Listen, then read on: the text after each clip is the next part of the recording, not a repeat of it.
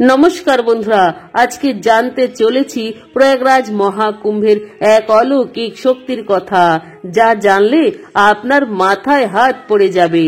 16 বছরের বয়সী এক কিশোরীর কথা, গৌরী, যে অতি সহজে কিভাবে গঙ্গা পার করে দিল হেঁটে। তার অন্তরের শক্তি যে কোনো অলৌকিক ঘটনাকে হার মানাতে পারে। কিন্তু প্রশ্ন হলো, কিভাবে, কি এমন ঘটলো যে আজ হাজার হাজার মানুষ একে বালা চমৎকার বলে মানে? আপনি দেখুন, কারণ এই ঘটনার পরিস্থিতি আপনাকে স্তব্ধ করে দেবে।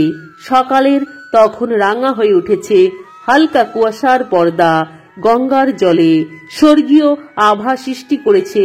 সেই পবিত্র গঙ্গার ধারে বসে আছে এক কিশোরী, নাম তার গৌরী, বয়স মাত্র 16 বছর। কিন্তু অন্তরে গৌরী বাবা ভোলানাথের অশেষ ভক্তি সাধনা করে।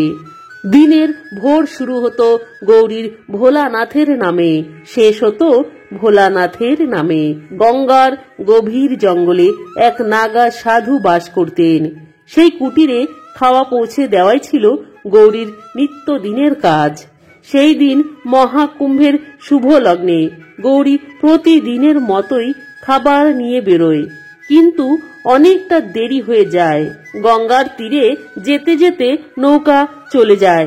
গৌরী তখন চিন্তিত হয়ে পড়ে, কি করে সাধু বাবার কাছে পৌঁছাবে। কুটিরে আশেপাশে কেউ নেই। তখন যাই হোক কষ্ট করে গৌরী পৌঁছালো সাধু বাবার কাছে। সাধু বাবা তখন গৌরীকে বলল, আজ এত দেরি হলো গৌরীমা?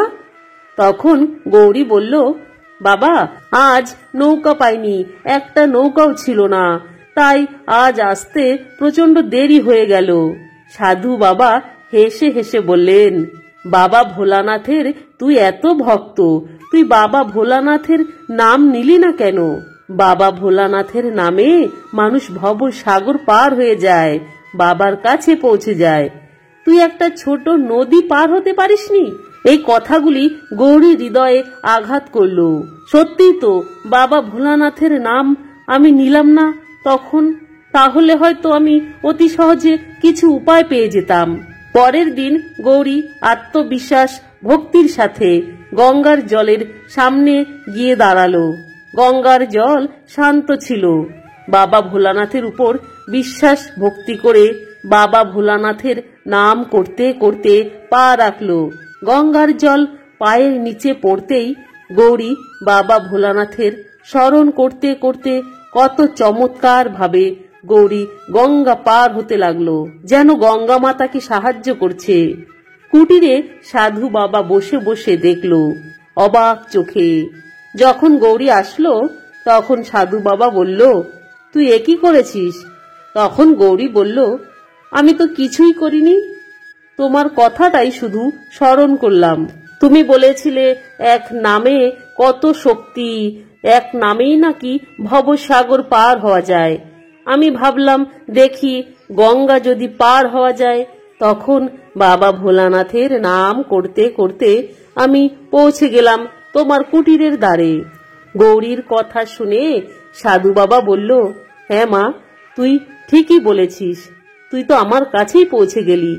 তুই বাবা ভোলানাথের পরম ভক্ত হয়ে দেখালি। ভগবানের প্রতি আস্থা বিশ্বাস থাকলে অনেক কঠিন কাজই সফল হয়ে যায়। তখন গঙ্গার পাড়ে হাজার হাজার মানুষ বিস্মিত হয়ে অবাক চোখে দেখল।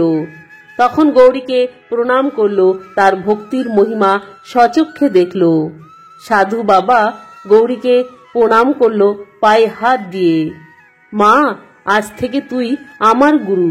আমি শুধু সকলকে বলি বাবা ভোলানাথের নাম স্মরণ করো, কিন্তু তুই দেখালি বাবা ভোলানাথের নামের কত শক্তি, কত অপার করুণা, কত ভক্তির ভাব দিয়ে তুই আমার চোখ খুলে দিলি। তুই আমার আজকের থেকে গুরুমা। আজ তুই করে দেখালি ভগবানের নামের কত শক্তি, অলৌকিক ক্ষমতা। তখন থেকে গৌরী হয়ে উঠল এক ভক্তের প্রতীক। বাবা ভোলানাথের নামের কত শক্তি বন্ধুরা জানলেন। এই ঘটনা থেকে আমরা জানতে পারলাম ভক্তি আর আত্মবিশ্বাস থাকলে অসাধ্য কাজও সাধ্য হয়ে ওঠে। তাই বন্ধুরা, কমেন্টে অবশ্যই হর হর মহাদেব লিখতে ভুলবেন না।